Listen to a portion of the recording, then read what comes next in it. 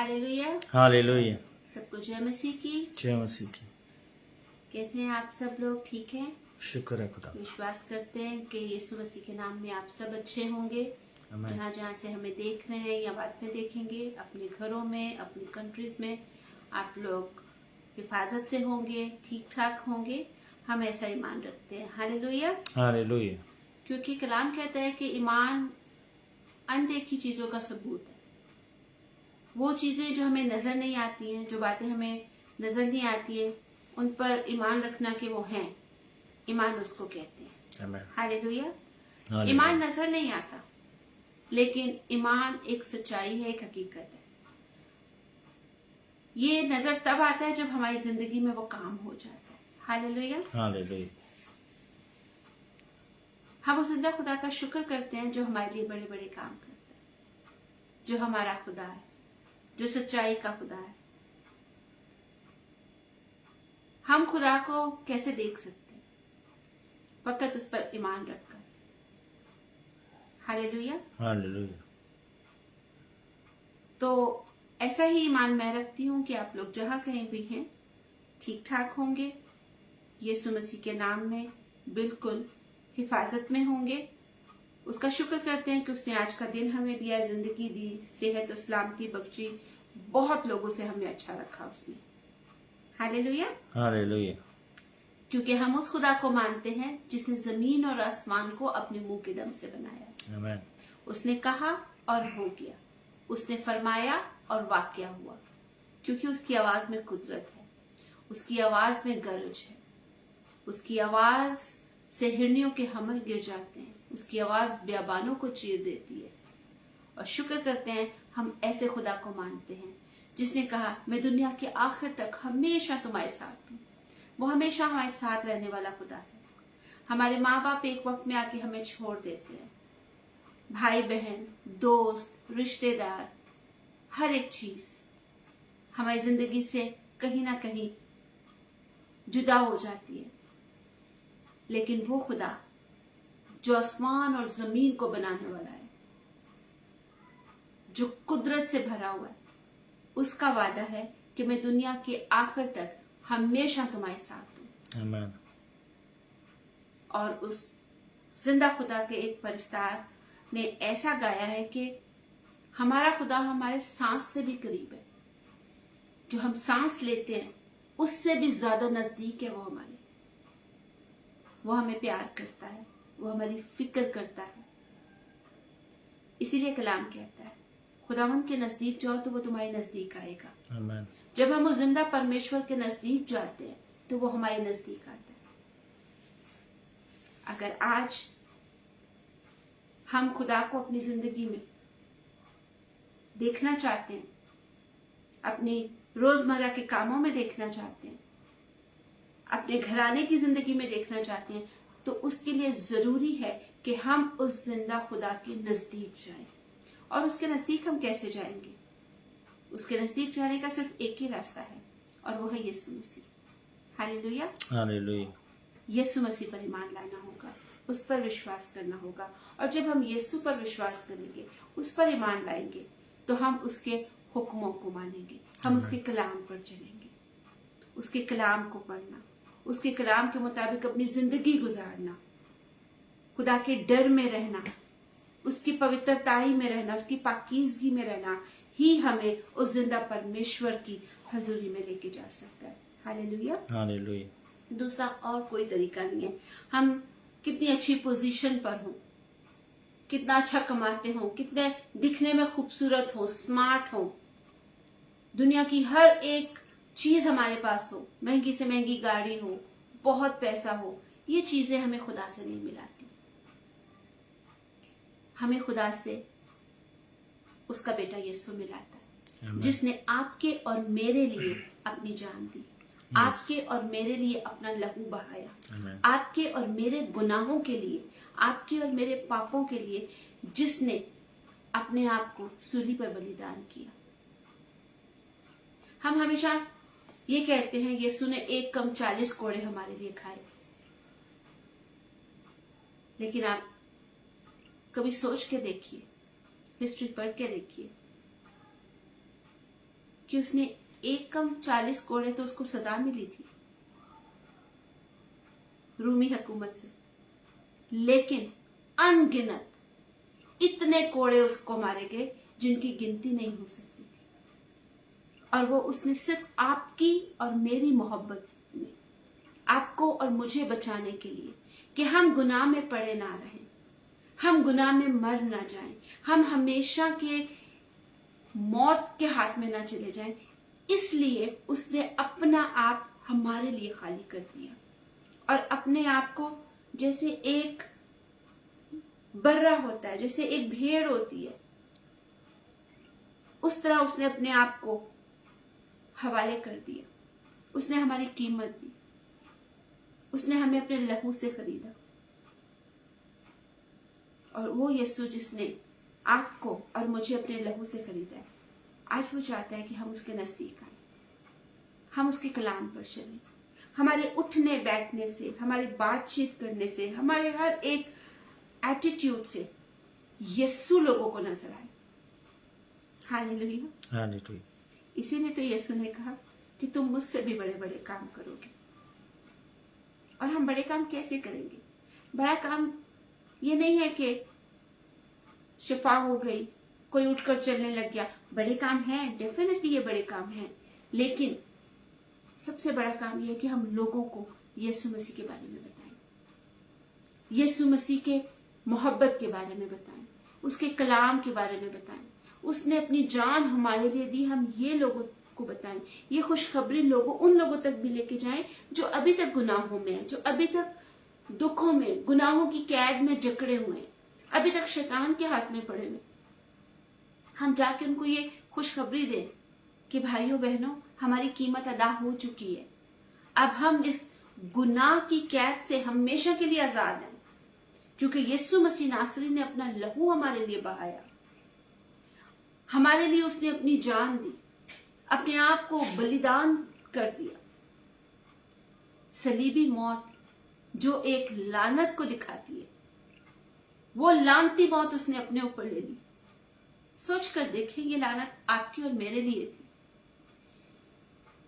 ये सजा हमारे लिए थी, जो यीशु ने खुद पर लेकर हमें इस लानती मौत से बचाया और अपने लहू से पाक कर पवित्र करके अपने बेटे बेटियां बना लिया, अपने दोस्त बना लिया, अपने भाई बना लिया हमें।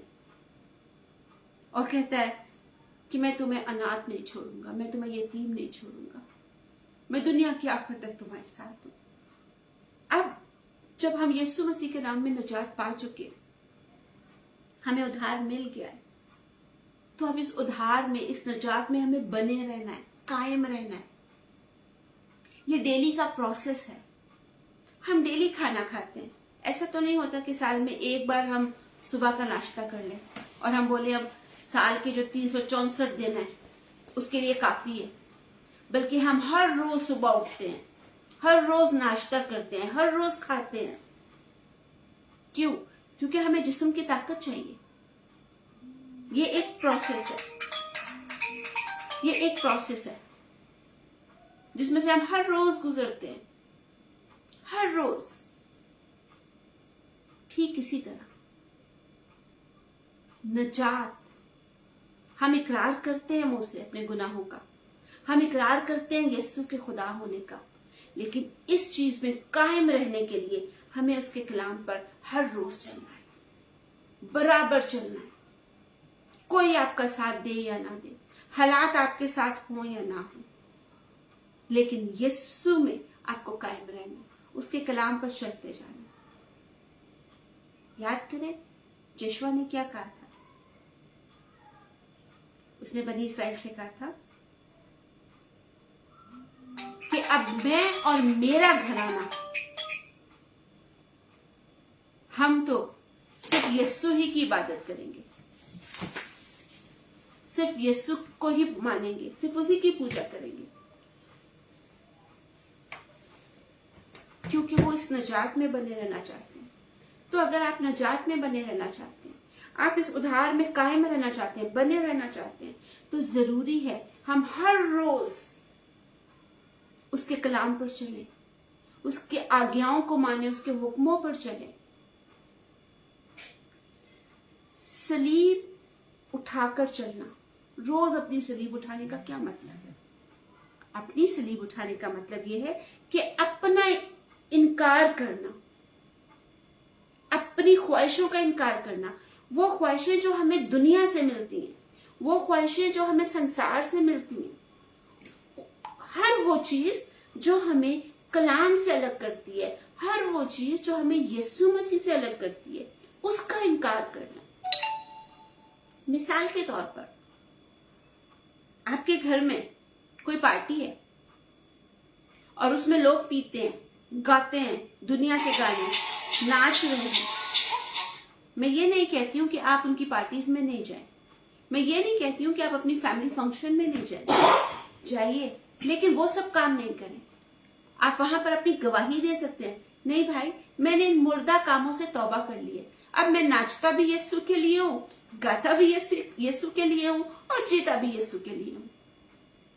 अब मुझे दुनिया की ये जो शराब है, मुझे अब इसका नशा नहीं चढ़ता, क्योंकि यीशु की मोहब्बत का नशा मेरे ऊपर है। जब आप ये गवाही देंगे तो आपकी गवाही से कितनी जिंदगियां बदलेंगी। क्योंकि मुकाशफा की किताब में लिखा है कि वो बर्रा के लहू और अपने मुंह की कलाम की गवाही के वजह से गालिब आते हैं। अगर हम शैतान की जो भी प्लानिंग है, शैतान के जो भी मंसूबे हैं, उन पर हम अधिकार रखें, उन पर हम अपनी हुकूमत रखें, उन पर हम गालिब आए, तो जरूर है कि हमारे मुंह से उस जिंदा खुदा का, उस जिंदा परमेश्वर का वचन निकले, उसका कलाम निकले। हमारी बातों में गवाही हो कि हम किसके लोग हैं, हम क्यों जी रहे हैं, हम किसके लिए जी रहे हैं, हमारे जीने का मकसद क्या है। क्या हम भी दुनिया की बाकी लोगों की तरह जी रहे हैं कि हाँ, पैदा हुए हैं, बड़े हो गए हैं, अपनी अपनी फैमिलीज हो गई हैं, बस आगे से जिम्मेदारियां निभानी है, बस यही जिंदगी है हमारी। फिर आगे से बच्चों को पढ़ाना है, उनको अच्छा फ्यूचर देना है। जब हम यीशु में आ जाते हैं तो हमारी सोच बदल जाती है। तब हमें पता चलता है कि हमारे जीने का मकसद ये है कि अब मैं जिंदा ना रहा, बल्कि मसीह मुझ में जिंदा है। हम दुनिया के कामों से हटके मसीह के काम लेकर अपने अंदर लोगों तक जाते हैं। आप ऐसी जगह पर गए हैं जहां पर आपके दोस्त हैं, वो पी रहे हैं और उनमें से एक आप नहीं पीते, आप वहां पर यीशु की गवाही दे रहे हैं कि यीशु के लहू से मैं पाक हो गया हूं। मैं पहले मुर्दा काम करता था, लेकिन अब यीशु के लहू से मैं हमेशा की जिंदगी पा चुका हूं। अब मैं ये काम नहीं करूंगा, अब मैं सिगरेट नहीं पीता, अब मैं गाली नहीं देता, अब मैं लोगों को मजाक में कुछ ऐसी बात नहीं करता हूं जो उनको डिग्रेड कर दे। मैं कोई गंदी बात मुंह से नहीं निकालता हूं। मैं किसी बहन के ऊपर, किसी की बेटी के ऊपर गंदी नजर नहीं रखता हूं। मैं किसी के भाई या किसी मर्द पर गंदी नजर नहीं रखती हूं। मैं किसी के पैसे पर गंदी नजर नहीं रखता हूं। तो हम मसीह की गवाही देते हैं, तो मसीह हम में जिंदा चलता फिरता नजर आता है। हालेलुया। हालेलुया। हमारा खुदा से हमें प्यार करता है। कई बार ऐसे होता है कि हम चलते चलते खुदा में गिर जाते हैं, कमजोर पड़ जाते हैं, लेकिन वो हमें हमारी कमजोरियों में ताकत बख्शता है। आमीन।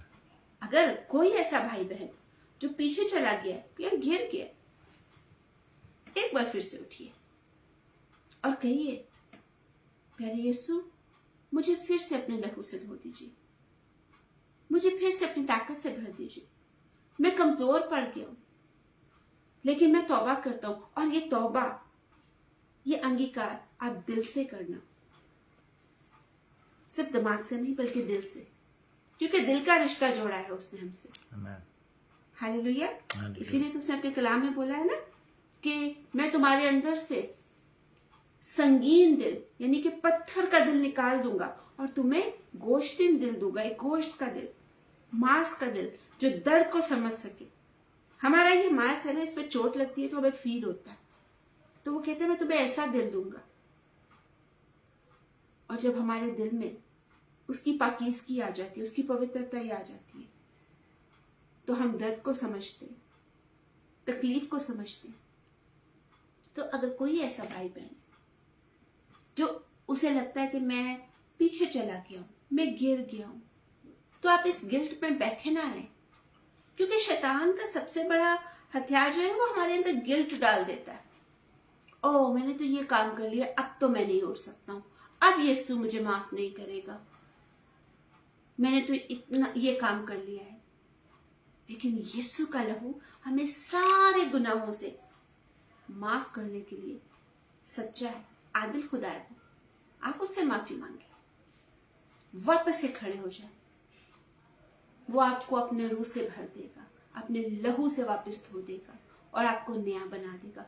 इसीलिए तो उसका कलाम कहता है कि चाहे तुम्हारे गुनाह किरमजी क्यों ना हो, लाल रंग के क्यों ना हो, ऐसा कलर जो दूर से चटकता हुआ नजर आता हो, क्यों ना ऐसे हो तुम्हारे गुनाह, मैं उनको भी बर्फ के जैसे सफेद कर दूंगा।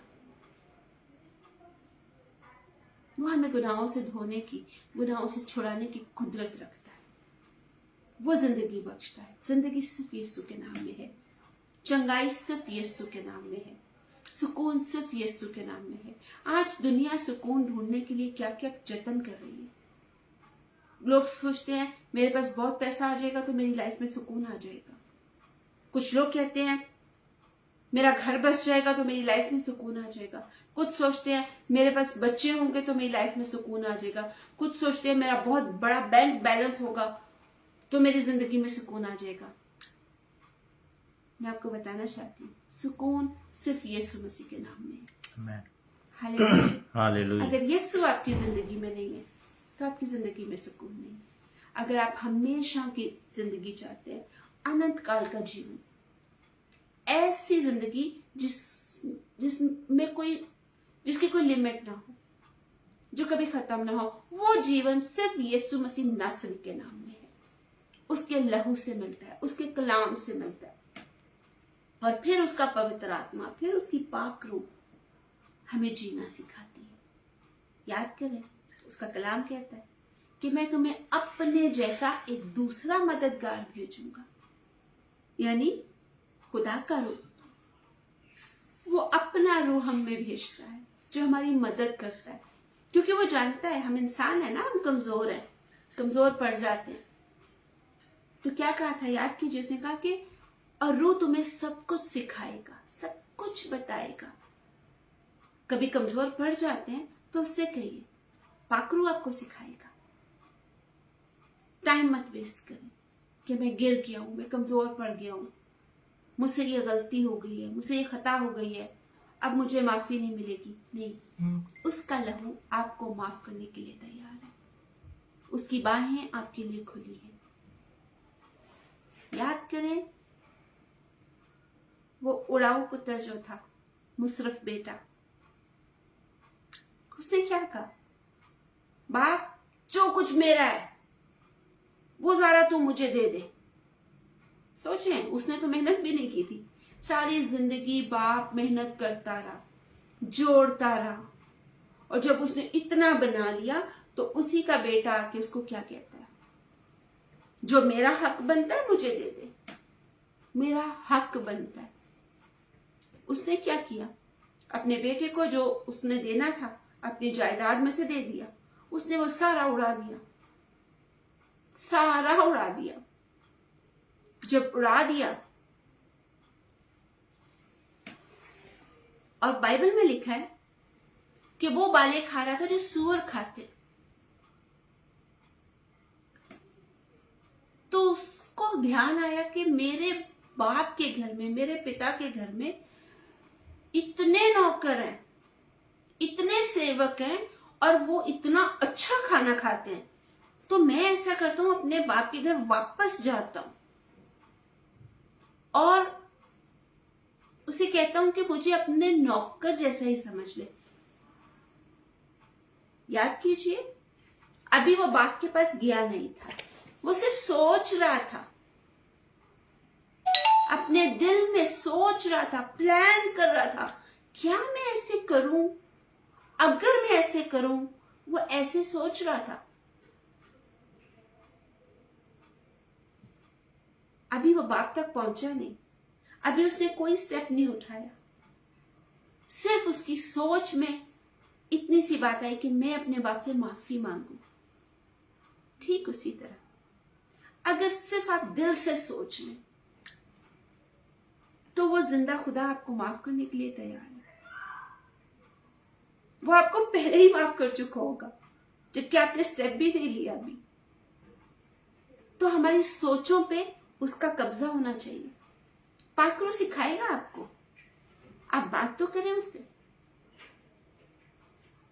हम गीत गाते हैं ना कि सोचों पे कब्जा, बातों पे कब्जा, सांसों पे कब्जा, ख्यालों पे कब्जा। जब पाकरू, जब पवित्र आत्मा हमारी बातों पे कब्जा कर लेता है, हमारे ख्यालात पे कब्जा करता है, हमारी सांसों पे कब्जा करता है, हमारी सोचों पे कब्जा करता है, तो फिर हमारी जिंदगी बदल जाती है। हालेलुया। हालेलुया। अगर हमारी जिंदगी में बदलाव नहीं है तो कहीं ना कहीं हमारी सोच में बदलाव नहीं आया। अपनी सोच को बदलिए और वापस से अपने बाप के घर आइए, अपने दोस्त के पास आइए। वो कहता है कि वो एक ऐसा भाई दोस्त है जो भाई से भी ज्यादा नजदीक है। उससे कहे गलती हो गई मुझसे, मैं गिर गया, मैं कमजोर पड़ गया, मैं वापस आता हूं। उसकी बाहें आप अपने लिए खुली पाएंगे। आमेन। वो आपसे प्यार करता है, आमेन। उसको आपकी फिक्र है। यस। कभी कभी हम बोल देते हैं ना अपने माँ बाप को, आपको हमारी क्या फिक्र, अपनी फैमिली को तुम्हें मेरी क्या फिक्र है, तुम्हें तो बस पैसा चाहिए, चीजें चाहिए, तुम्हें मेरी कोई फिक्र ही नहीं है। लेकिन एक ऐसा दोस्त है, एक ऐसा भाई है जिसे आपकी और मेरी फिक्र है। फिक्र ना होती तो आज ये उद्धार का काम ना होता, वो इतनी बड़ी कुर्बानी ना हमारे लिए देता, वो अपनी जान ना गवाता हमारे लिए। वो तो रब्बुल अफ़ाज है, वो एक और दुनिया बना लेता और इंसान पैदा कर लेता, लेकिन उसने ऐसे नहीं किया। जो बिगड़ गया था उसको संवारने के लिए उसने अपना आप दे दिया, अपने लहू की कीमत चुकाई। अभी कुछ ही दिन पहले हम लोगों ने ईद क़यामत मसीह सेलिब्रेट की है, ईस्टर जिसे हम अक्सर लोग कहते हैं, खुदावंद के जी उठने की ईद, जो हम सब ने पूरी दुनिया में जगह जगह सेलिब्रेट किया है। चलें आज उस पर मैं आपको एक बात बताती हूँ, एक कहानी सुनाती हूँ। एक आदमी था और बहुत बड़ा धनी था, वो बहुत पैसे वाला था, बहुत ही ज्यादा पैसा था उसके पास। एक दिन वो धनी आदमी कहीं जा रहा था, जाते जाते उसके रास्ते में एक चिड़ियाघर, जू, वो आया। तो उसके साथ उसका बच्चा था। तो उसका बच्चा जोर जोर से बोलने लगा कि पिताजी मुझे जू में जाना है, मैं बंदर देखना चाहता हूँ, मैं चीता देखना चाहता हूँ, मैं हाथी देखना चाहता हूँ। तो उसने कहा कि ठीक है, मेरे बेटे ने कहा तो मैं ले जाता हूँ। अब वो जब उस चिड़ियाघर में यानी कि उस जू के अंदर गए, बच्चा बहुत एंजॉय कर रहा था, चिड़िया को देख रहा है, हाथी को देख रहा है, बंदर को देख रहा है। चलते चलते चलते चलते जो बच्चा था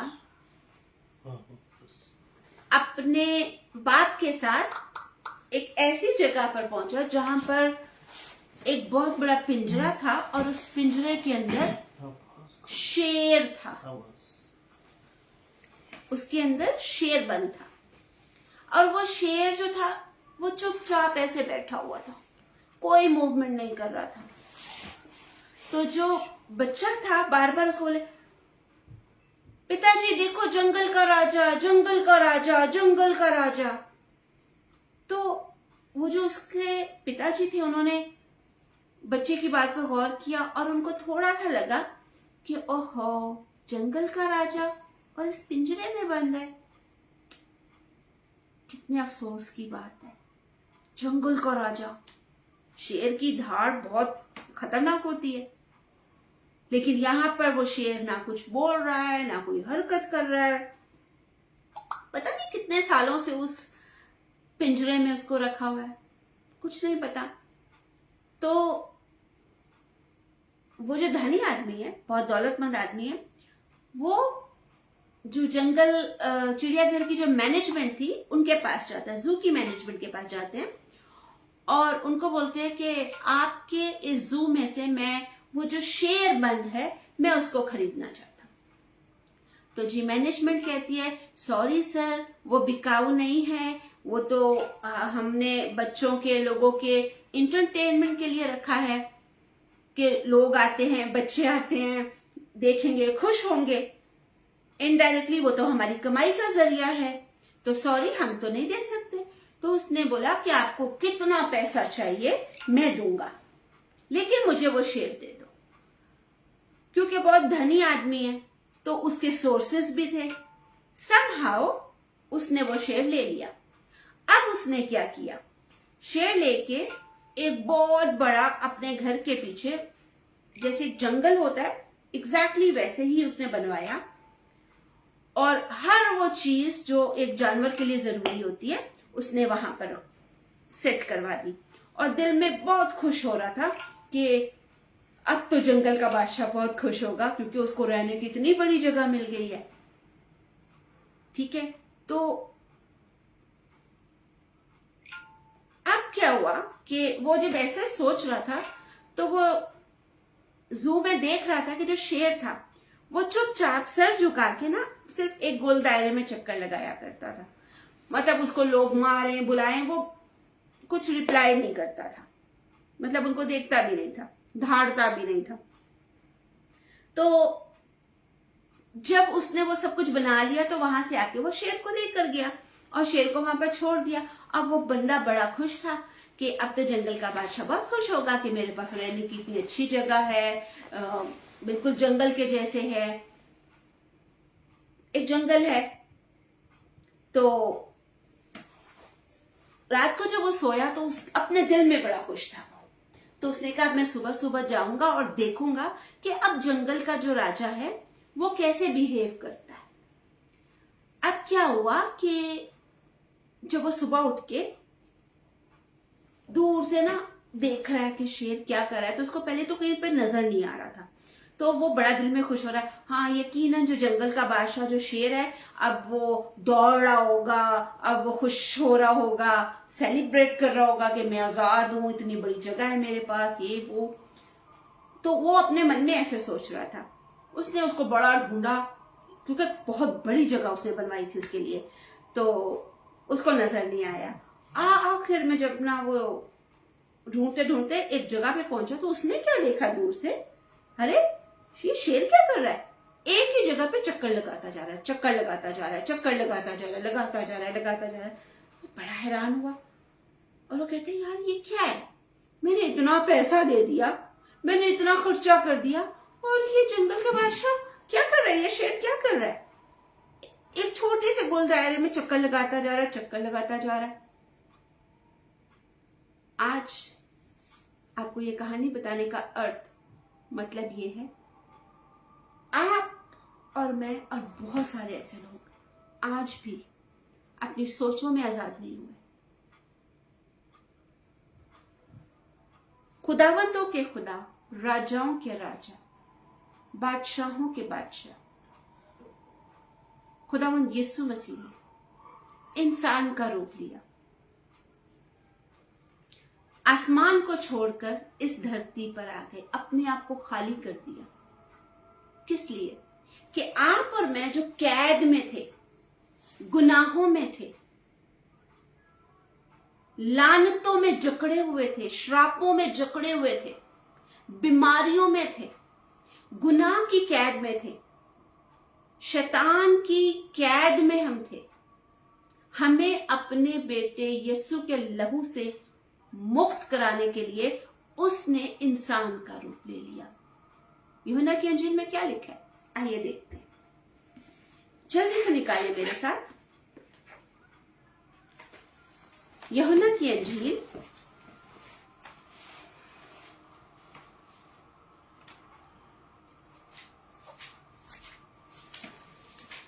यूहन्ना रसूल की मार्फत लिखी गई अंजील, जिसमें लिखा है, उसका चैप्टर 1 है, पहला बाब है और उसकी पहली 2 आयत पढ़ूंगी मैं। लिखा है, इब्तिदा में कलाम था और कलाम खुदा के साथ था और कलाम खुदा था। यही इब्तिदा में खुदा के साथ था। अब मैं पढ़ूंगी उसकी 14 आयत। और कलाम मुजस्सम हुआ और फजल और सच्चाई से मामूल होकर हमारे दरमियान रहा और हमने उसका ऐसा जलाल देखा जैसे बाप के इकलौते का जलाल। सबसे पहले शुरू में वचन था, कलाम था, शब्द था, ठीक है, और शब्द ही परमेश्वर था, कलाम ही खुदा था और कलाम यही इब्तिदा में खुदा के साथ, और यही शुरू से यही था। फिर 14वीं आयत में लिखा है, कलाम मुजस्सम हुआ, यानी कि जो कलाम, जो शब्द था, उसने एक शक्ल ले ली, एक जिस्म ले लिया, एक शेप ले ली। और कहां रहा शेप लेकर? स्वर्गों में, वापस आसमान में? नहीं। बाइबल क्या कहती है? हमारे दरमियान में रहा। वो सच्चाई था, वो सच्चाई है, और वो सच्चाई और वो अनुग्रह, फजल, रहम, करम हमारे बीच में रहा, हमारे साथ दरमियान में रहा, हमसे अलग नहीं रहा, हम लोग के बीच में।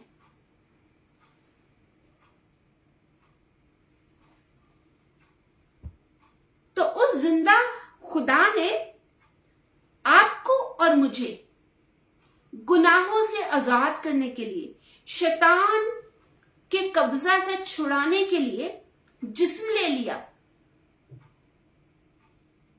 उस सच्चाई ने, उस पाक खुदावन ने जिस्म ले लिया और आपके और मेरे बीच में रहा। बाइबल में लिखा है कि हमारे बीच में रहा, और जब हमारे बीच में रहने के बाद हमारी लानतों को, हमारे गुनाहों को, अब अक्सर लोग कहेंगे ये श्राप कहां से आए हमारे ऊपर? क्या श्राप की बात कर रही हैं? किस लानत की बात कर रही हैं? आप किस कर्ज की बात कर रही हैं? तो मैं आपको ये बताती चलूं, क्लियर कर दूंगी थोड़े से शब्दों में, छोटे अल्फाज में। अगर हम लोग, अगर मैं अपनी बात करूं, मैं अपने बाप दादा को देखूं, जो मेरे वालिद साहब थे, जो मेरे पिताजी थे, फिर उनके वालिद, उनके पिताजी, फिर आगे से उनके, और इसी तरह चलते चलते मैं 3-4 पीढ़ियां भी पीछे चली जाऊं ना, तो वहां पर कहीं ना कहीं हमें पता चलेगा कि हम तो जिंदा खुदा को मानने वाले लोग नहीं थे। कहीं ना कहीं हम तो मूर्ति पूजा वाले लोग थे। ठीक है? तो वचन कहता है कि तू सिर्फ जिंदा खुदा को सजदा करना, ना किसी मूरत के आगे झुकना, ना किसी सूरत के आगे झुकना। ये पहला हुक्म है, ये पहली आज्ञा है जो हमें जिंदा परमेश्वर से मिली है, कि तू मेरे अलावा किसी के सामने नहीं झुकना, किसी फोटो के सामने नहीं, हम मोमबत्तियां लगाते हैं ना। मैं किसी को हर्ट करने के लिए बात नहीं कर रही हूं, मैं कलाम की सच्चाई बता रही हूं। बहुत सारे लोग हो सकता है मेरी बात से इत्तेफाक ना करें, नो प्रॉब्लम। मैं कलाम की सच्चाई आपको बता रही हूं। हम लोग बाइबल में से देख लेते हैं।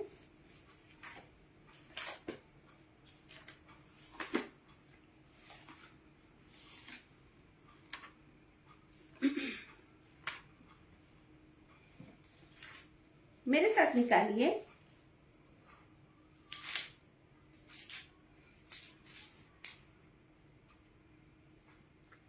खुरूज की किताब, जो पुराने अहदनामे में है, उसका चैप्टर है 20। हिंदी में इसको कहते हैं कूच या निर्गमन। उसका चैप्टर है 20 और इंग्लिश में से एक्सोडस कहते हैं। 20 चैप्टर है इसका और मैं पढ़ूंगी उसकी दूसरी आयत। बड़े ध्यान से सुनिएगा। मेरे हजूर तो गैर माबूदों को ना मानना, गैर माबूदों को ना मानना। आगे लिखा है, और तू अपने लिए कोई तराशी हुई मूरत ना बनाना।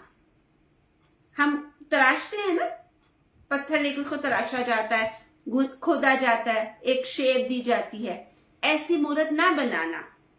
फिर लिखा है, ना किसी चीज की सूरत बनाना, और ऊपर आसमान में या नीचे जमीन पर या जमीन के नीचे पानी में है ऐसी कोई भी सूरत, ऐसी कोई भी इमेज जो पानी में है या पानी के नीचे है, आसमान के नीचे है या जमीन के ऊपर है या जमीन के नीचे है, ऐसी कोई भी इमेज, ऐसी कोई भी सूरत नहीं बनाना।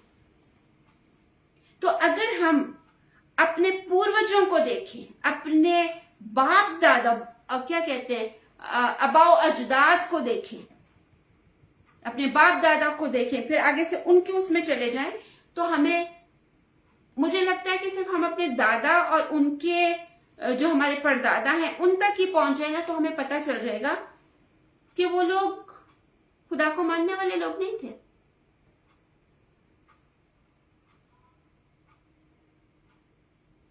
तो यहां पर ही हमने पहला ही हुक्म तोड़ा। अब वचन कहता है कि अगर हम उसकी आज्ञाओं को तोड़ते हैं तो हमारे ऊपर श्राप आता है, और वो कहता है कि ये जो श्राप है ना, ये जो लानते हैं, 7 पुश्तों तक उनका बदला मैं तुमसे लूंगा। लेकिन थैंक गॉड, यीशु का शुक्र करते हैं कि हमने यीशु मसीह को जाना। अब जब हम यीशु मसीह को अपना उद्धारकर्ता, अपना निजात दहिंदा मानते हैं, तो हमारी वो जो लाइन आ रही है ना, वो कट जाती है। आपको पता है प्योन क्यों जाती है पौधों में? एक पौधा आपके पास है, वो आप उसमें एक कोई और फल लेकर आना चाहते हैं, अच्छा जूसी फल, तो आप जो दरख्त है ना अच्छा फल दे रहा है, उसकी एक शाख दूसरे दरख्त में लगा देते हैं, उसको बांध देते हैं। फिर कुछ अर्से में आप देखते हैं कि वो जड़ उसमें इतनी पेवस्त हो गई है कि वो एक नया पौधा उसमें बढ़ने लगा, उसमें अच्छा फल दे रहा है। ठीक इसी तरह हम जिस लाइन पे थे, हमारी प्योन यीशु मसीह में हुई। कैसे हुई?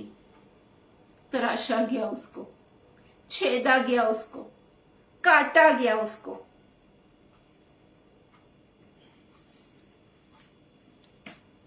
इस तरह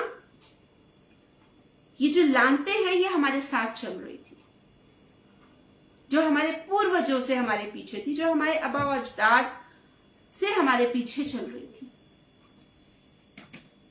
इन लानतों से बचाने के लिए, छुड़ाने के लिए यीशु मसीह को इस दुनिया में आना पड़ा, कलाम को मुजस्सम होना पड़ा,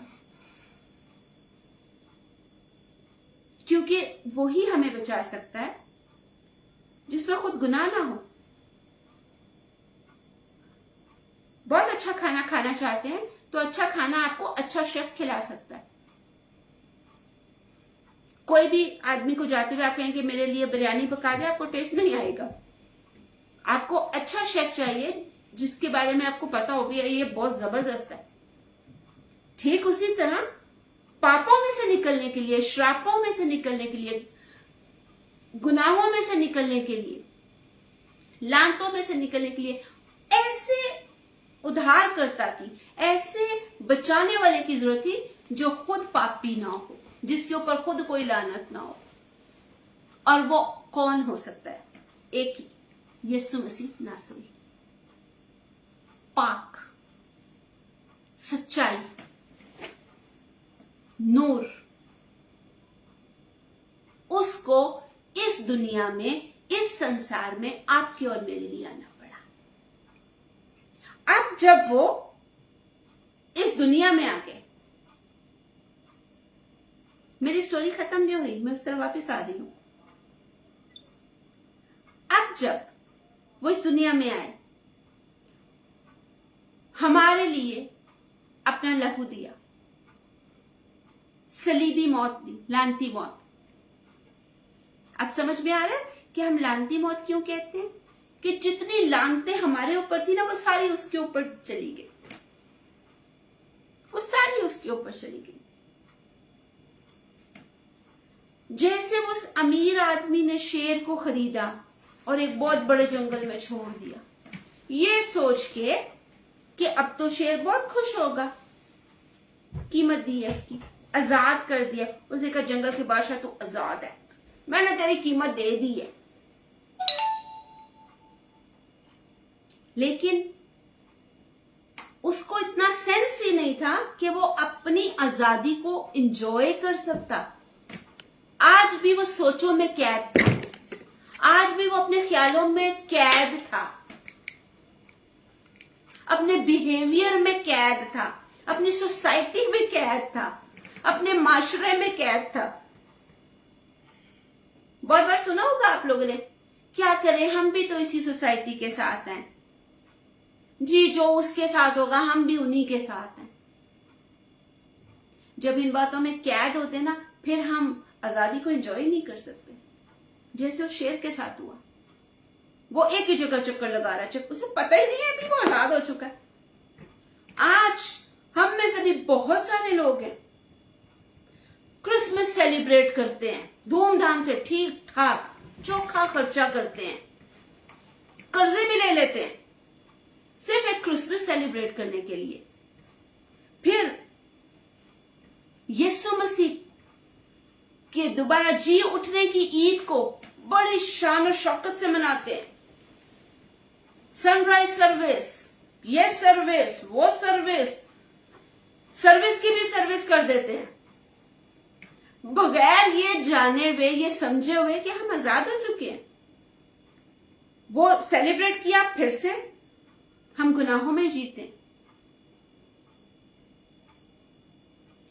क्रिसमस पे पार्टीज कर रहे हैं, उनमें धड़ाधड़ पी रहे हैं, हमें ये पता ही नहीं है कि हमारी कीमत चुका दी गई है, हमें ये पता ही नहीं है कि हम आजाद हो गए हैं, हमें ये पता ही नहीं है कि हम लानतों से आजाद हैं, हम श्रापों से आजाद हो गए हैं। अक्सर लोग सिर्फ ये कहते हैं हमारे लिए दुआ करें, हम चंगे हो जाएं। चंगाई यीशु मसीह के नाम में है, कोई शक नहीं। लेकिन आपको पता है ये बीमारी आती क्यों है? ये बीमारी गुनाह का फल है। अगर आप चंगे होना चाहते हैं ना, तो पहले रूट निकालें, उस जड़ को निकालें, नहीं तो वो फिर से चल पड़ेगी। थोड़ी सी उसको नमी मिलेगी, थोड़ी सी गर्मी मिली, थोड़ा अच्छा पानी मिला, थोड़ी अच्छी मिट्टी मिली, थोड़ी हवा मिली, वो फिर से ऊपर आ जाएगी। इसके लिए उसकी जड़ को निकालना है। आज बहुत सारे मसीही जवान नशों में हैं, बुरे कामों में हैं, गाली गलौज उनके लिए बड़ा नॉर्मल चीज है। बातें करते करते मुझसे गाली फर फर निकलती है, और ऐसी पंजाबी, हाँ पंजाबी बोलते ऐसे है। हमें यह पता ही नहीं है कि अब हम इन बातों से आजाद हो चुके हैं। हस्बैंड वाइफ लड़ते हैं एक दूसरे से, हाथ उठाते हैं एक दूसरे पर, बच्चे बदतमीजी करते हैं, हम माँ बाप के साथ बदतमीजी करते हैं, सिगरेटें पीना, शराब पीना, मूवीज देखते रहना। आप अपने घंटों घंटे बर्बाद करते हैं क्रिकेट मैच के आगे, इस मैच के आगे, उस मैच के आगे। आपको ये पता ही नहीं है कि अब आप चुने हुए हैं, आप खरीदे हुए हैं। इसलिए वचन कहता है, बाइबल कहती है, वक्त को गनीमत जानो। गनीमत मतलब बख्शिश जानो कि ये दिया हुआ है, बड़ा कीमती है, क्योंकि दिन बुरे हैं। आज जो दिन है, हमारे पास आजादी है। टिकटॉक पे हम खुदा की बात कर रहे हैं, वचन हमें मिल रहा है, यूट्यूब पर, फेसबुक पर, पता नहीं कौन कौन सी बुक पर। आप सोशल मीडिया पे आ जाए, आपको उसका वचन सुनने को मिल जाएगा। लेकिन वो दिन भी आने वाले हैं जब आपको कहीं खुदा का कलाम नहीं मिलेगा, कहीं नहीं मिलेगा। इसलिए जब अभी आपको अवेलेबल है तो ले लीजिए, सेव कर लें। अक्सर वीडियो आप लोग देखते होंगे ना, उसमें लिखा हुआ है शेयर करें, सेव कर लें, सेव कर लो इसको, सेव कर लो इसको बाद में देखने के लिए। जितना खुदा का कलाम आपको अभी मिल रहा है, जहां से भी मिल रहा है, उर्दू में मिल रहा है, हिंदी में मिल रहा है, पंजाबी में मिल रहा है, कोई भी आप किसी भी चैनल से मिल रहा है, किसी के भी माध्यम से आपको मिल रहा है, ले लो, जमा करते जाओ, क्योंकि दिन बुरे हैं और आने वाले हैं। और जहां पर खुदा का कलाम नहीं आपको मिलेगा, फिर जो आपने जमा किया होगा ना, चूंटी को देखे ना, इमसाल की किताब में नीति वचन में लिखा है, काहिल चूंटी को देख, उसकी रवच से सीख कि सारी गर्मियां वो जमा करती है और फिर ठंडी में जब नहीं मिलता वो बैठ के खाती है।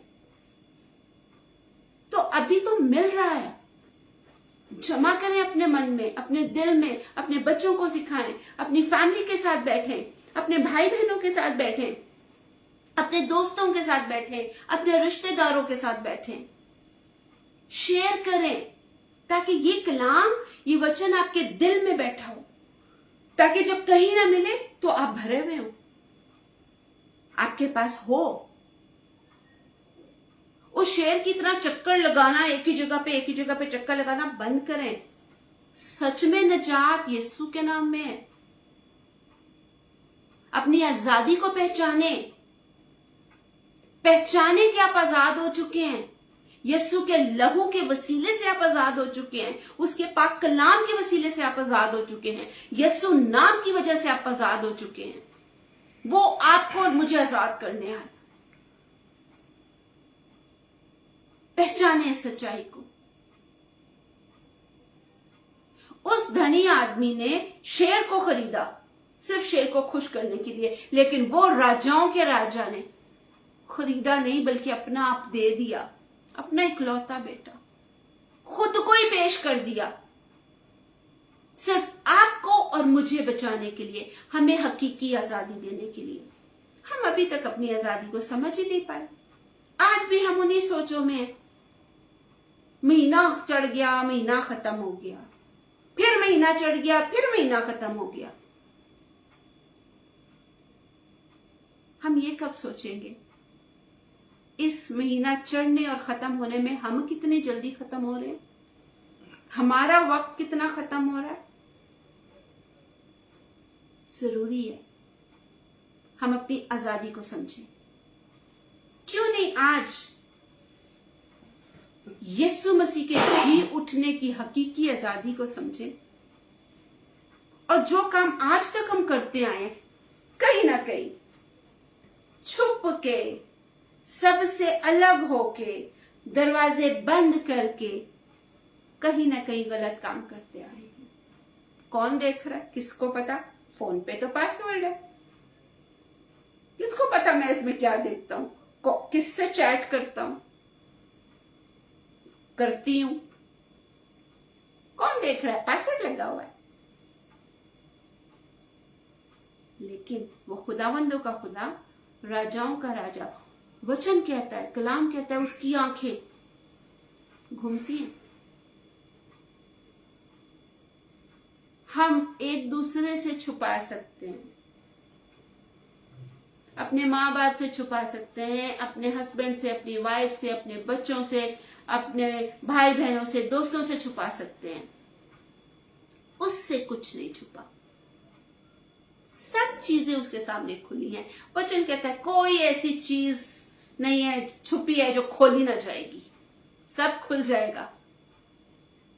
कितने भी पासवर्ड लगे हो, आप आईटी में कितने क्यों ना स्मार्ट हो, हर चीज खुल जाएगी उसके सामने। तो मेरे भाइयों, मेरी बहनों, मसीह में मेरे अपने लोगों, जब हर चीज खुल जाएगी तो क्यों नहीं हम अपने आप को पवित्र रखें, क्यों नहीं अपने आप को पाक रखें। सिंपल सी जिंदगी है, पाकीज़गी वाली जिंदगी बड़ी सिंपल जिंदगी है, बड़ी सुकून वाली जिंदगी है। यीशु से, जिंदा खुदा से आप कुछ नहीं छुपा सकते। आपके दिल के इरादे, आपके ख्यालात उससे छुपे नहीं। और वचन कहता है कोई छुपी चीज ऐसी नहीं है जो सामने न लाई जाएगी। आज अपनी आजादी को पहचाने। उस शेर की तरह नहीं रहे कि जिसकी सोचों में भी कैद थी, सोचों में वो बंधा हुआ था, ख्यालों में वो कैद था, और उसको ये समझ ही नहीं आई कि मैं तो इतने बड़े जंगल में आ गया हूं, अब तो मैं आजाद हो गया हूं। उसको तो उछलना चाहिए था, कूदना चाहिए था। आज भी बहुत सारे मसीही नौजवान उसी एटीट्यूड पे, उस पे चल रहे हैं, घूम रहे। जबकि वक्त तो यह है कि आप उसकी नजात की खुशखबरी, उसके उद्धार की खुशखबरी लोगों तक लेकर जाएं, लोगों को बताएं कि भाई दुखों में रहने की जरूरत नहीं है, यीशु मसीह के नाम में नजात है। यीशु को कबूल कर, उसने अपनी जान दी है, उसने अपना लहू दिया है, उसने आपके और मेरे लिए मार खाया और हमें आजाद किया।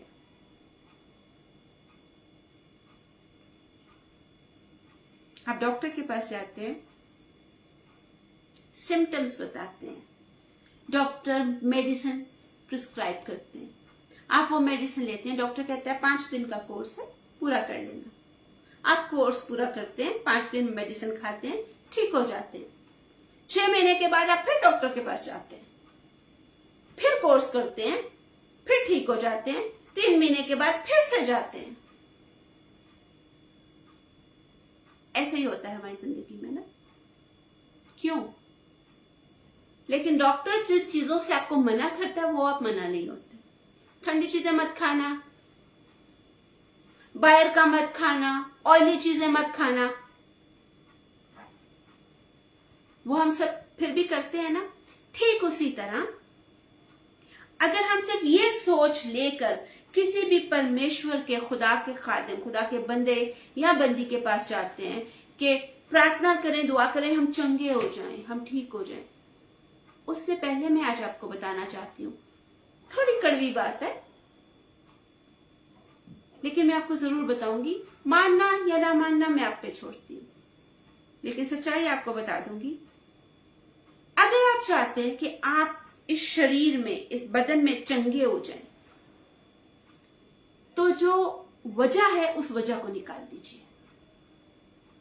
डॉक्टर कहते हैं ना ठंडी चीजें नहीं खाना, कहते हैं ना मिर्चें नहीं खाना, ज्यादा मीठा नहीं खाना। यीशु भी कहता है पाप नहीं करना, गुनाह में नहीं पड़ना, अब माफ कर दिया है, वापस उस जिंदगी में नहीं जाना। याद करें 12 साल की उस औरत को जिसको खून बहता था, जब चंगी हो गई तो उसने कहा तेरे ईमान ने तुझे चंगा किया, दोबारा पाप नहीं करना। वजह मैं आपको बताती हूं, इस जिस बीमारी जो आई थी वो पाप की वजह से आई थी। तो जो बीमारियां हम पर आती हैं वो हम पर पाप की वजह से आई हैं। तो उसकी जो वजह है पाप है, उसी को निकाल दें। वो जब निकल जाएगा आप चंगे हो जाएंगे। अब शायद कुछ लोग मुझे कहें कि खुदा के भी कई खादिम बीमार हुए हैं, उन्होंने क्या पाप किया? क्योंकि वो हम जो एशियन लोग हैं ना, हम बड़े कमाल के लोग हैं, बातों में से भी बातें निकालते हैं। कभी कभी जब बीमारी हम पर आती है ना, पौलुस को ले लें। पौलुस कहता है शैतान का जो कासिद है मुझे कांटा चुभ होता है। मैंने 3 बार खुदा से दरख्वास्त की है कि मुझे चंगा कर दे, लेकिन जवाब मुझे क्या मिला कि मेरा अनुग्रह तेरे लिए बहुत है, मेरा फजल तेरे लिए काफी है। जो बीमारी आपके बदन में खुदा के जलाल के लिए होगी, खुदा आपको उसके लिए फजल भी देगा कि आप उसको बर्दाश्त कर सकें। Hallelujah, hallelujah. याद रखिए, याद रखिए इस बात को।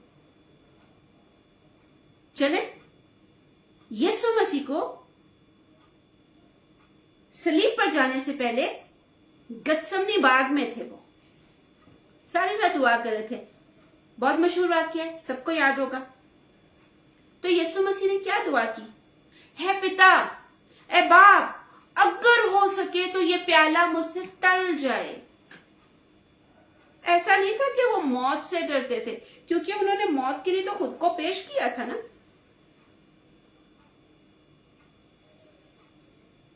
आज मैं वजह आपको बताती हूँ। यीशु मसीह जानते थे कि इस रास्ते पे अब जब मैं चलूंगा ना, तो मेरे ऊपर सारे लोगों के पाप आएंगे। सारे लोगों की जितनी लानतें, श्राप, गुनाह है वो मेरे ऊपर डाल दिए जाएंगे। इमेजिन करें, आप चल रहे हैं और आसपास में घर हैं, सब खिड़कियां खुली हैं और आपके ऊपर कचरे की बाल्टी डालते जाएं। ठीक इसी तरह यीशु मसीह को पता था जब मैंने चलना है ना, जब पकड़ेंगे तो दुनिया के, संसार के, कितनी बड़ी दुनिया है, सबके गुनाह उनके भी जो अभी तक दुनिया में नहीं आए हैं मेरे ऊपर डाल दिए जाएंगे। और वचन कहता है, बाइबल कहती है, बिना पाकीज़गी के हम परमेश्वर को देख नहीं सकते, हम खुदा को देख नहीं सकते हैं। अगर आपके और मेरे अंदर पाकीज़गी नहीं है, होलीनेस नहीं है, पवित्रता ही नहीं है, तो हम परमेश्वर को नहीं देख सकते। और वो कलाम जो मुजस्सम हुआ था, वो कलाम जिसने इंसान की शक्ल ली थी, जो मसाया बन गया था, मसाया बन के इस दुनिया में आया था, जो हर वक्त बाप से बात करता था,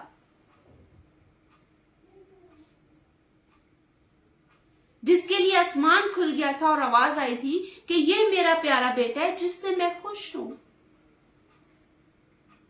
उसको पता था कि जब मेरे ऊपर पूरे संसार के, पूरी दुनिया के गुनाह डाले जाएंगे तो बाप मुझसे नजर हटा लेगा, क्योंकि वचन कहता है ना कि वो गुनाह को नहीं देख सकता, गुनाहगार गुनाह को नहीं देख सकता। वो पवित्र परमेश्वर है, वो पाक खुदावंद है। वो इसलिए नहीं ये दुआएं कर रहा था, इसलिए नहीं रो रहा था कि वो डर रहा था, अपने फैसले में पछता था, वो पाई मैं की किया, अभी मैंने ये क्यों किया, मुझे तो ये स्टेप ही नहीं उठाना चाहिए था। नहीं, वो इसलिए नहीं ये दुआ कर रहे थे, वो ये दुआ इसलिए कर रहे थे क्योंकि वो जानते थे कि अब बाप मुझसे थोड़ी देर के लिए जुदा हो जाएगा। इसीलिए जब वो सूली पर थे, वो इसलिए नहीं रोए, इसलिए नहीं चिल्लाए कि पतरस ने उनका इनकार किया, या जिन लोगों के लिए उन्होंने निजात का पूरा मंसूबा बनाया उन्हीं लोगों ने उनको सलीब पर चढ़ा दिया, कोड़े मारे, सब कुछ किया, उनके लिए नहीं वो रो रहे थे। वो चिल्लाए नहीं, मुंह से एक शब्द नहीं निकला। पढ़िए, बाइबल में लिखा है कि वो कुछ नहीं बोला। लोगों ने उसको कोड़े मारे, उसके ऊपर थूका, दाढ़ी को नोचा, कील ठोक दिए, इनकार कर दिया उसके अपनों ने। उसके बावजूद उसके मुंह से एक शब्द, एक अल्फाज नहीं निकला। लेकिन कहां पर चिल्लाया वो? यहां पर देखें, वो बोला नहीं। बोलने में और चिल्लाने में फर्क होता है। आप बोलते हैं तो आपके सामने वाला कोई सुनता है, जो इस रूम में है वो सुनेंगे। लेकिन जब आप चिल्लाते हैं तो आपकी आवाज घर से बाहर तक जाती है। वो कब चिल्लाया? जब सारे गुनाह उसके ऊपर आए और बाप ने उससे मुंह फेरा, तो उसने कहा, ए बाप, ए मेरे बाप, तूने मुझे क्यों छोड़ दिया? और वो ये कहते ही, बाइबल में लिखा है, और ये चिल्लाकर उसने अपनी जान दे दी।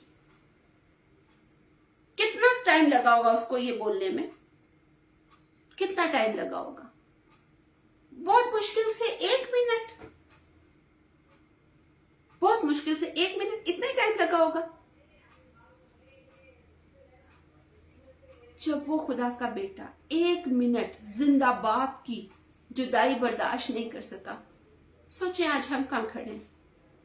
हम तो सालों साल से गुनाह कर रहे हैं, सालों साल से गलत काम कर रहे हैं। कोई खुल के कर रहा है, कोई छुप के कर रहा है, सालों साल से लगे हुए हैं। और हमें ये एहसास ही नहीं है कि वो पाक बाप हमसे जुदा है। याद करें, उसकी जो जुदाई है उसको खत्म करने के लिए यीशु मसीह ने आपकी और मेरे लिए अपनी जान दी। मैंने जैसे पहले कहा ना, वो तो परम पिता है, कादर मुतलक है। वो तो ऐसी हजारों दुनियाएं बना सकता था, हजारों आदम फिर से बना लेता, हजारों इंसान फिर से। उसने तो कहना था और हो जाना था। ऐसे ही है ना, वो कहता और हो जाता। नहीं किया उसने। उसने कहा, गुनाह में गिर गया ना, कोई बात नहीं, मैं इनको वापस लाऊंगा। गुनाह की वजह से जो जुदाई पड़ गई है, मैं अपना लहू देकर उस दीवार को गिराऊंगा। लहू का हथौड़ा मारा उसने इस गुनाह की दीवार को तोड़ने के लिए। सालों साल से हम लोग अपनी सोचों की कैद में चल रहे हैं, सोचों में गुनाह करते हैं, ख्यालों में गुनाह करते हैं, बोलने से गुनाह करते हैं, और हम भूल जाते हैं कि वो जिंदा खुदा हमसे जुदा हो गया। हमें फील ही नहीं होता। यीशु मसीह को देखें, बहुत ज्यादा भी 1 मिनट लगा होगा, और बाइबल कहती है उसने चिल्लाकर अपनी जान दे दी। यानी कि वो इतना भी बर्दाश्त नहीं कर सका उसकी जुदाई को। और हम तो सालों से उससे दूर रहते हैं, उसके कदमों में नहीं आते हैं, उसका कलाम नहीं पढ़ते हैं, उसकी हजूरी में नहीं बैठते हैं। मेरे भाइयों बहनों, वक्त बहुत कम रह गया, बहुत कम रह गया। जरूरत है, जरूरत है आज हम इस बात को समझें, हम इस बात को जानें, हम इस बात को दिल से सुने, दिल से समझें कि वक्त थोड़ा रह गया।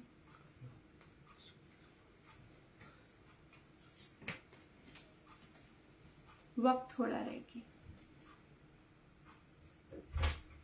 अपनी आजादी को समझें कि उसने हमें गुनाहों से आजाद किया, उसने अपना लहू दिया और इस आजादी को हम अपनी जिंदगी में, हम अपने घराने में इसका प्रचार करें कि हमें आजाद करने के लिए उस जिंदा बाप ने अपने बेटे यीशु को इस दुनिया में भेजा और सिर्फ उसके मार खाने से, उसके पवित्र लहू से हम आजाद हुए।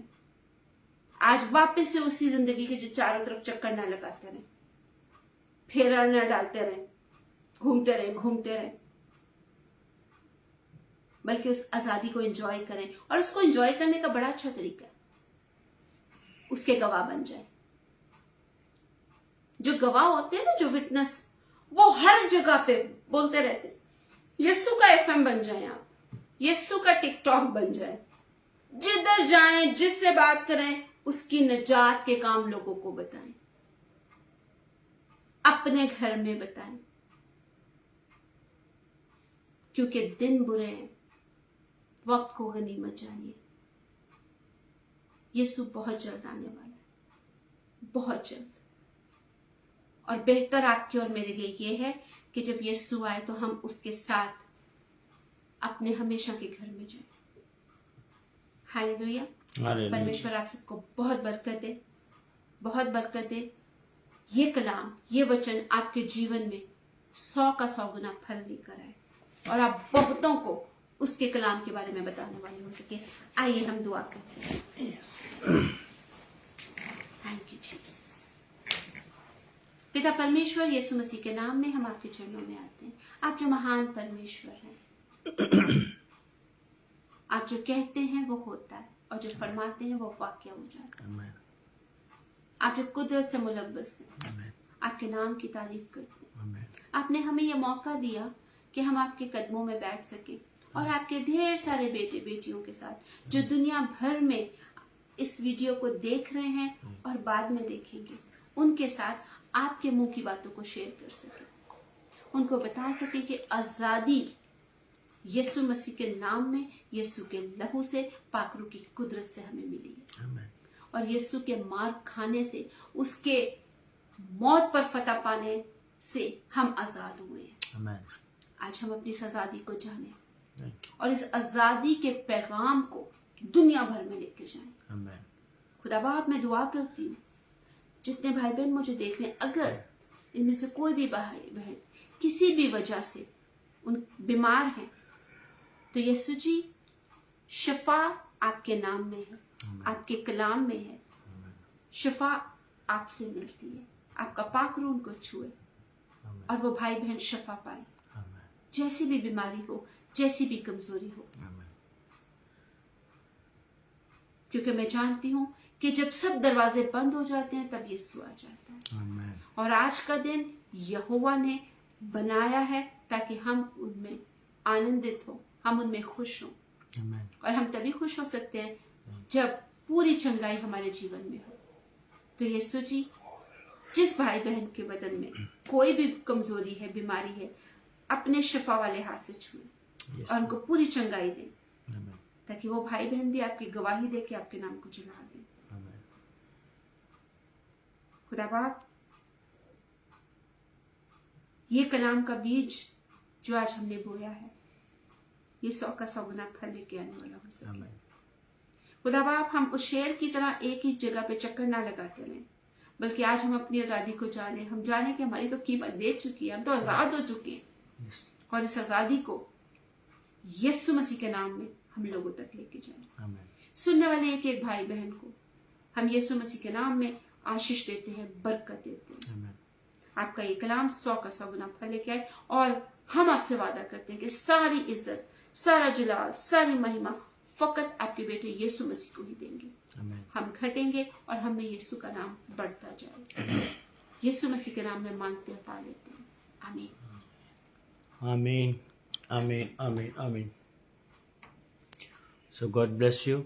परमेश्वर आप सबको बहुत बहुत बरकत दे। प्रभु का धन्यवाद हो। सो बहुत से भाई बहन हमारे साथ जुड़े हुए हैं। मुखा भाई, गॉड ब्लेस यू। परमेश्वर आपको बरकत दे। तो आज का कलाम जो बोला गया है वो यही बताता है हमें कि हम लोग आज़ाद हो चुके हैं। यीशु मसीह ने अपना बहुमूल्य कीमती लहू देकर, अपनी जान देकर हमें आज़ाद कर दिया है। अब हम गुलामी में नहीं हैं, हम छुड़ाए जा चुके हैं, हम आज़ाद किए हुए लोग हैं और अपनी आज़ादी का खूब आनंद लें, आज़ादी में जिएं, आज़ादी में घूमें फिरें और यीशु के नाम की महिमा अपने जीवनों से करें। और जितने भी भाई बहन हमें देख रहे हैं, आप सबसे यही रिक्वेस्ट है कि बस अपनी दुआओं में हमें याद रखें, अपनी दुआओं में हमें याद करें ताकि हम खुदा के लिए, खुदा के कामों के लिए इसी तरह इस्तेमाल होते रहें। सो संत जसवीर जी हमारे साथ जुड़े हैं फिर से दोबारा। पास्टर जी जैमसी की गॉड ब्लेस यू, परमेश्वर आपको बरकत दे। हमारे लिए बहुत ही खुशी और आनंद की बात है कि आप हमारे साथ आज ज्वाइन किए हैं, जुड़े हैं। परमेश्वर हमेशा आपके साथ हो। जो खुदा ने आपको सेवा दी और सेवा में आप और परमेश्वर में बढ़ते जाएं। सो आप सब लोग अपनी दुआओं में हमें याद रखें। सो गॉड ब्लेस यू, परमेश्वर आप सबको बरकत दे। फिर बहुत जल्द हम लोग खुदा के नाम से आप लोगों के साथ मिलते हैं। सो प्लीज़ अगर किसी ने ये हमारा जो पेज है वो फॉलो नहीं किया है तो आप कर लीजिए, ताकि हम जब भी फिर दोबारा कभी ऑनलाइन होते हैं तो आप लोगों तक भी नोटिफिकेशन आ सके, ताकि आप भी हमारे साथ जुड़ सकें। सो परमेश्वर आप सबको बरकत दे। और किसी की भी कोई प्रेयर रिक्वेस्ट है तो वो आप हमें सेंड कर सकते हैं, भेज सकते हैं। कमेंट्स हमेशा मैं पढ़ता हूँ सब लोगों के, और किसी की भी कोई भी प्रेयर रिक्वेस्ट हो आप हमें सेंड कर दीजिए, हमें भेज दीजिए, ताकि हम आपके लिए लगातार दुआ में याद कर सकते हैं। कोई कांटेक्ट भी करना चाहता है तो जब आप हमारा पेज खोलेंगे, ऊपर से देखेंगे तो वहाँ पर मेरा कांटेक्ट नंबर भी दिया हुआ है, तो आप उसके ज़रिए भी हमारे से व्हाट्सएप पे कांटेक्ट कर सकते हैं। परमेश्वर आप सबको बरकत दे। सो गॉड ब्लेस यू। फिर बहुत जल्द परमेश्वर ने चाहा हम लोग फिर आप लोगों के साथ मिलेंगे, तो अपनी दुआओं में हमें याद रखिए। आप सबको जेएमसी की गॉड ब्लेस यू।